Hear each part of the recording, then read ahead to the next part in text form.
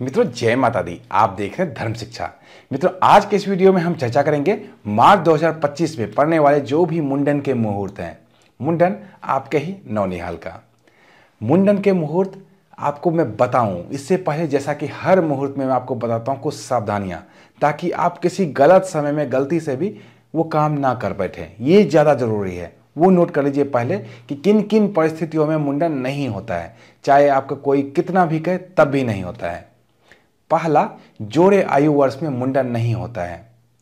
अब जोड़ा आयु वर्ष कौन सा होता है? जब एक वर्ष पूरा होके दूसरे वर्ष में प्रवेश करते हैं, जब तक कि 2 वर्ष कंप्लीट ना हो जाए, तो ये जो 1 से 2 का है समय, ये जोड़ा वर्ष कहलाता है। 3 वर्ष पूरे हो जाने के बाद जब चौथे वर्ष में बच्चे प्रवेश करते हैं तो वो जोड़ा आयु वर्ष कहलाता है। अब जब 2 बच्चों का एक साथ मुंडन हो तो क्या किया जाता है? तब जो छोटा बच्चा हो उसके जोड़े आयु वर्ष का ध्यान रखा जाता है। फिर बड़े बच्चे के आयु वर्ष का ध्यान नहीं रखा जाता है, फिर छोटे बच्चे का ध्यान रखा जाता है। दूसरा, ज्येष्ठ मास में ज्येष्ठ संतान का मुंडन नहीं करना चाहिए। तीसरा, भद्रा में मुंडन नहीं करना चाहिए। भद्रा की जानकारी एक दिन पहले ही शाम के समय में आपको पंचांग के वीडियो में मिल जाती है, जहां मैं आपको बताता हूं कल भद्रा है या नहीं है, अगर है तो किस समय से किस समय तक है। चौथा, जब बच्चे की राशि से चंद्रमा 8वें या 12वें भाव में हो तो अच्छे मुहूर्त होने के बावजूद उस दिन उस बच्चे के लिए मुंडन मुहूर्त नहीं होता है।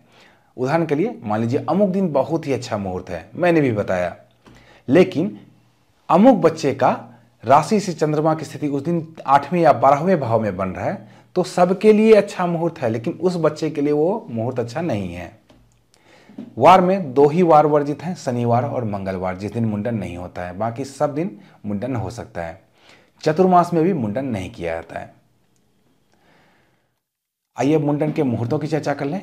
मार्च 2025 में 2 मुंडन के मुहूर्त बन रहे हैं। अगर आप चाहते हैं अपने लिए, अपने नौनिहाल के लिए व्यक्तिगत तौर पे मुंडन मुहूर्त निकलवाना, तो घबराने की कोई भी बात नहीं है। इस व्हाट्सएप नंबर पे आप हमें संपर्क कर सकते हैं।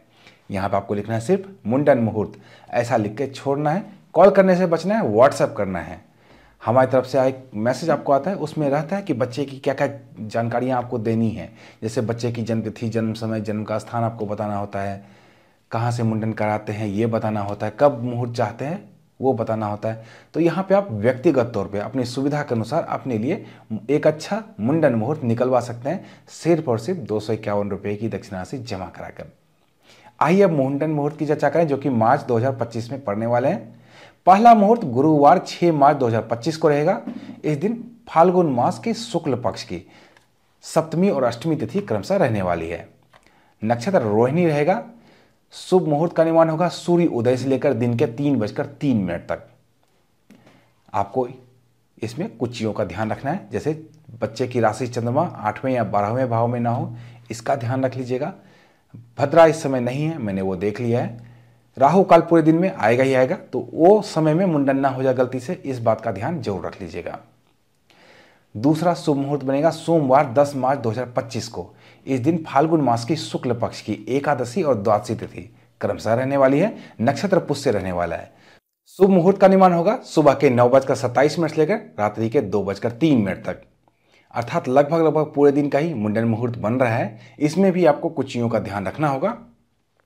एक तो अपनी राशि से चंद्रमा की स्थिति, यानी कि बच्चे की राशि से 8वें या 12वें ना हो, इसका ध्यान रख लीजिएगा।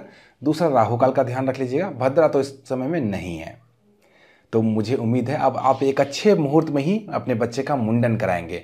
अगर आप व्यक्तिगत तौर पे मुंडन मुहूर्त चाहते हैं तो मैंने बता ही दिया है, इस व्हाट्सएप नंबर पे आपको संपर्क करना है। यहाँ पे सिर्फ और सिर्फ 251 रुपये की दक्षिणा राशि जमा कराकर अपने लिए आप मुंडन मुहूर्त निकलवा सकते हैं। तो मिलते हैं इसी तरह की अन्य ज्ञानवर्धक वीडियो के साथ। तब तक आप देखते रहिए धर्म शिक्षा।